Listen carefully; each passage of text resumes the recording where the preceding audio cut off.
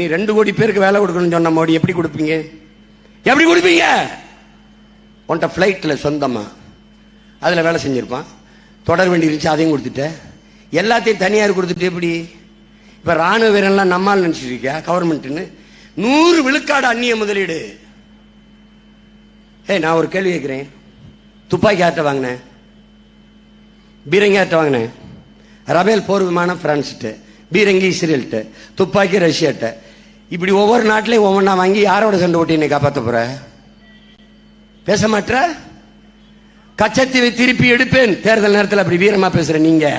அருணாச்சல பிரதேசத்தில் 11 மாவட்டங்களுக்கு, சிரிக்காத, 11 மாவட்டத்திற்கு மேல பல மலைகளுக்கு பேர் வச்சு, சீனாவில் பேர் வச்சு 30 இடத்துக்கு மேல அவன் போர்டு வச்சு போயிட்டான், பழக வச்சுட்டு போயிட்டான். சீனா அருணாச்சல பிரதேசத்திலிருந்து சீனாவுக்குள்ள வர்றதுக்கு யாருக்கும் பாஸ்போர்ட் விசா தேவையில்லை. ஓ நாடு அருணாச்சலம், ஏ நாடு வான்ட்டான். ஏன் அந்த வாய்ஸ் ஒண்ணு காணும்? ஏன் அமைதியா இருக்கிய? ஆசாத் காஷ்மீரை மீட்போம், பாகிஸ்தான் ஆக்கிரமிப்பு காஷ்மீரை மீட்போம், கச்சத்தீவை மீட்போம், அருணாச்சல பிரதேசம். ஒரு தடவை சொல்லுங்களேன், ஏன்? உண்மையிலே ராணுவம் வச்சிருக்காங்க. நீ ஆள் இப்படி யோசிச்சு பாரு. இந்திய ராணுவ வீரன் எல்லையில் கழுத்து அறுத்து கொலை செய்தி வந்ததில்ல? அப்ப அம்மா சுஷ்மா சிவராஜ் பாதுகாப்புத்துறை அமைச்சர். கழுத்து அறுத்து எப்படி கொண்ட? எங்கால கையில தான் துப்பாக்கி இருக்கும்ல, ஏன் சுடல? துப்பாக்கி இருந்தது, ஒரு பெட்டி இருந்தது, அதுல தோட்டா இல்ல. அவன் அது எதிரி வந்தான், எதிர்வினை தாக்குதல் இல்லாம சும்மா நின்று துப்பாக்கி வச்சு எதுக்கடா ஒரு தோட்டா வீணாக்கணும் கத்தி வச்சு கழுத்தறுத்து போட்டு போயிட்டான். எவனாவது மறுத்துறா? இப்படியே நான் இறங்கி அரணையூருக்கு போயிடுறேன் சொல்லிருப்பா. யதார்த்தத்தை புரிஞ்சுக்க, இதுதான் உண்மை.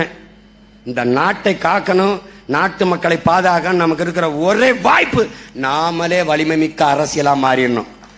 மாசத்தும் சொல்றாமார், மக்களுக்கென்று ஒரு படை இல்லை என்றால் மக்களுக்கென்று எதுவும் இல்லைன்றான். அப்ப மக்களுக்கான படையாக நீ மாறு. கருவி ஏந்தாத கருத்தியல் புரட்சி படை, ஆயுதம் ஏந்தாத அறிவாயுதம் ஏந்திய படை, சீருடை அணியாது துப்பாக்கி தூக்காத மக்கள் ராணுவமாக தமிழ் தேசிய மக்கள் மாறணும்.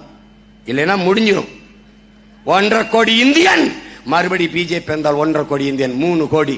நாங்கள் வன்னியர் பெரிய சாதி, கவுண்டர் பெரிய சாதி, தேவர் பெரிய சாதினா அவன் தூக்கி போட்டு ஒரே மீதியா மீச்சு போயிட்டே இருப்பான். 3 கோடி பேர் வந்து விட்டால் அவன் இடத்திலே அவனுக்கு வாழ்க்கை கொடு, வாழ இடம் கொடு, அவனுக்கு வேலை கொடு. ஆனால் வாக்குரிமை கொடுத்தாய், அரசியல் அவன்கிட்ட போகும், அதிகாரம் அவன்கிட்ட போகும், நீ நிலமற்ற அடிமையாவாய், அடித்து விரட்டப்படுவாய். இது நடக்கும். உலகங்கள் தான் நடந்திருக்கு, ஈழத்துல நமக்கு நடந்திருக்கு, நாளைக்கு இங்க நடக்கும். எச்சரிச்சுக்க. இவ்வளவுதான் என்னால சொல்ல முடியும்.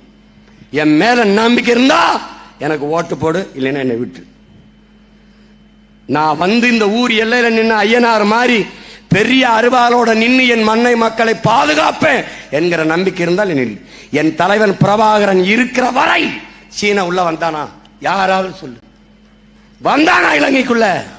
அப்போ என் மீனவனை தொட்டானா சிங்களன்? இல்ல. அப்போ எல்லை சாமி மாதிரி இருந்து காத்தவன்டா என் தலைவன் பிரபாகரன்.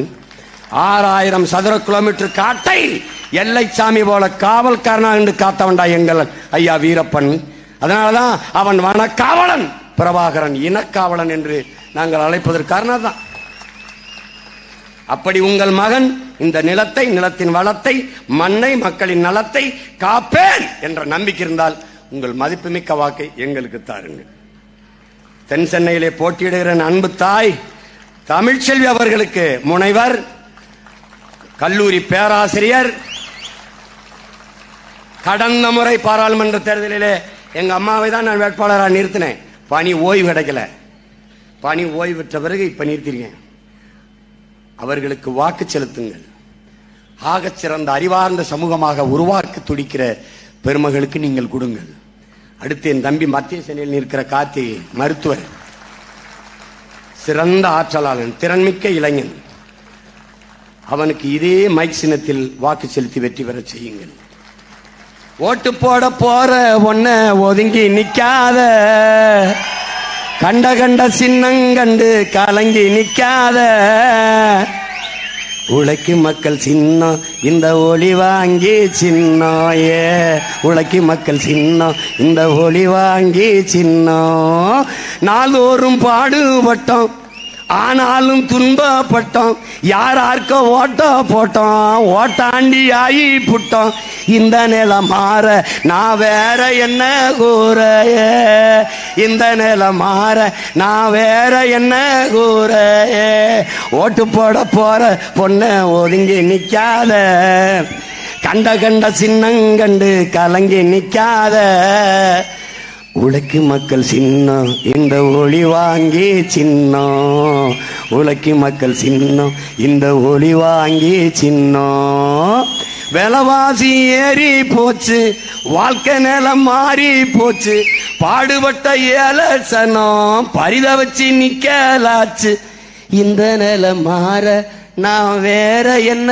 கூற இந்த நிலை மாற நான் வேற என்ன கூற ஓட்டு போட போற அம்மா ஓட்டு போட போற அக்கா ஓட்டு போட போற தங்க ஒதுங்கி நிக்காத கண்ட சின்னங்கண்டு கலங்கி நிக்காத உழைக்கும் மக்கள் சின்னம் இந்த ஒளி வாங்கி சின்னம் உழைக்கும் மக்கள் சின்னம் எங்க ஒளி வாங்கி சின்னம் உண்மைக்கு நேர்மைக்கு தூய்மைக்கு எளிமைக்கு நாட்டு மக்களின் நன்மைக்கு நல்ல தலைமைக்கு ஒரே சின்னம் மைக் சின்னத்திலே வாக்கு செலுத்தி வெற்றி பெற செய்யுங்கள் எங்கள் உயிருக்கினிய உறவுகளே புரட்சி எப்போதும் வெல்லும் உங்கள் பிள்ளைகள் எங்களின் வெற்றி அதை சொல்லும் எங்கள் இலக்கு ஒன்றுதான் இனத்தின் விடுதலை இனம் ஒன்றாவோம் இலக்கை வென்றாவோம் தமிழ் தாய் வாழ்க தலைவர் பிரபாகரன் வாழ்க நாம் தமிழ்